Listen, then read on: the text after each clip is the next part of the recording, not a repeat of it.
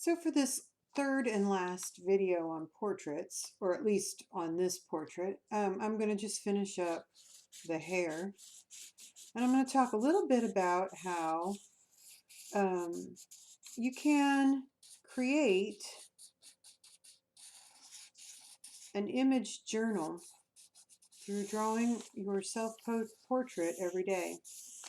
I did that for about a year one time, and what I learned was that the way that I see myself would change day by day. And you've all heard about how people will say, what really matters most is how you see yourself. But you don't really know unless you have looked closely. We should be able to draw our face without even looking at it because we see our face every day. It's the one thing that we can count on that we will look at every single day. Every single day, we'll look in the mirror, and those of us who put makeup on in the morning, we look even longer and even closer. And, but we do look at ourselves every single day, even if you don't put makeup on. The other thing about faces and why they are a really good thing to draw is because ever since the very moment that you were born, you have looked at faces. Every single day of your life, you have looked at faces, and you've looked at them more than once. You've looked at faces over and over and over again. And so faces tend to be the thing that are easiest for us to learn to draw. So I'm going to go ahead and, do that little trick about leaving a little bit of like a glare so that it looks a little bit more round. I'm going to fill in my eyebrows. Um, I really should probably, like I don't have an eyebrow person, so um, the eyebrows are a little bushy. Maybe you have better eyebrows than me. And then I'm also going to, if you're using a pencil especially, I want you to pay attention to the fact that the skin on your lips is the darkest skin on your face. So you want to make sure that you get them to be the right value. And I think I'm going to just go on and color that one in. Now, if I make a mistake on this, I could end up looking like I've got like a mustache or something. Um, and I don't really want to do that. And I don't want to look like a vampire or anything, but I do want to try and get, well, that makes it worse. Okay. Well, you can see what it looks like when people make mistakes. And I'm not going to add any value because I'm using a marker, so I'm not going to add any value in here, but if you had a pencil, you would use value because this is away from the light. It's going back into space, so it's going to be darker, whereas this is going to be closer, so it's going to be lighter. And so you would have darker values here and lighter values here. And sometimes I like to draw, like if I'm wearing a jacket, which even though it's March, it's a little chilly. And I think just a few little wrinkles here and there in my clothing, and it'll look like I'm actually wearing clothing, and I'm done. Now, because this is me and I like things, uh, I like to show a little bit about myself and how I'm feeling.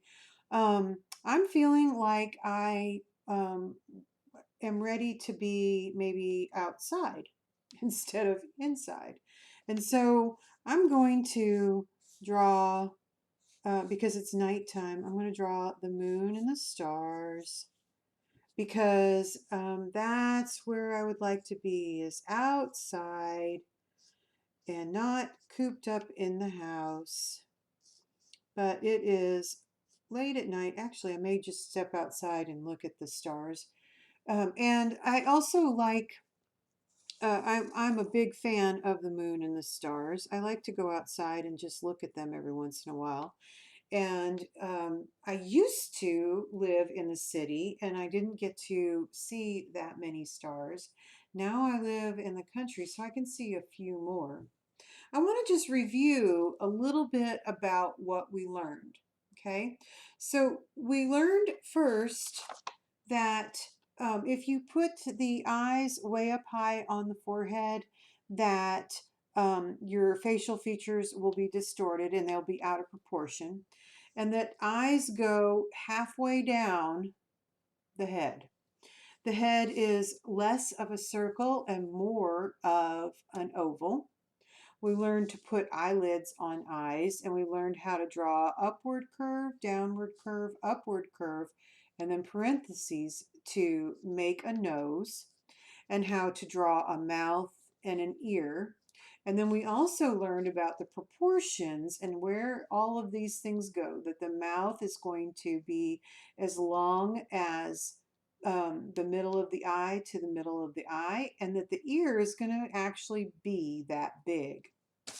Then we learned that if we're drawing a portrait, the best way to do it would be, in my opinion anyway, is to start with the hair and allow that hair to sort of frame the face. We also learned that for boys, sometimes that is going to look a little bit like a helmet, or it might look like this if you have like maybe a fade or something like that. If you have longer hair and your hair isn't cut really short, then you can frame it and you can kind of get away with not having to draw ears. Sometimes people find ears to be really hard to draw. Once you do that, we want to try not to draw the chin yet, but go ahead and get the eyes in, the nose in, and the mouth in, and put the eyebrows in, and maybe just a little bit of a line to sort of say, here's where the nose is, and then put in the chin. Remember that the neck starts underneath the ears, and then we can get in all of these details that you can't see. Just these details like a little zipper holder, and here's the shoulders, and we don't really have to have a lot of detail there because what people are really going to look at is the face. And then when I draw my self-portrait, I like to draw maybe a little bit of something that I'm thinking about or something that is going on with me to just represent like symbols of some of the things that I'm thinking about or that are going on with me. And right now, I've been kind of stuck at home. I haven't been able to go out and do much. So I thought I would think about stars because this always gives me a really good perspective on life, and then the moon, which I always like to go outside and see. And so now that it's getting dark outside and I'm getting ready to start doing everything I do before I go to bed, I thought maybe before I do all that, I would step outside and look at the stars and the moon and kind of get a good perspective on everything, and then go to bed. So this has been a tutorial on drawing portraits, and I want to encourage you to try and draw yourself the very next time that you are drawing in your journal. If you don't have a lot of paper, you can always find things that were wrapped in it, or if you, when you do go to the store, you can always just ask them for paper bags, even if they don't have a lot of them. You can just get one or two from them, and then you can see I just cut my paper bag up. And then I practice my other drawings. Like if I want to know how to do something, I practice it on these panels So I always have lots and lots of scrap paper laying around. And I think if you start thinking about that, you'll find some too.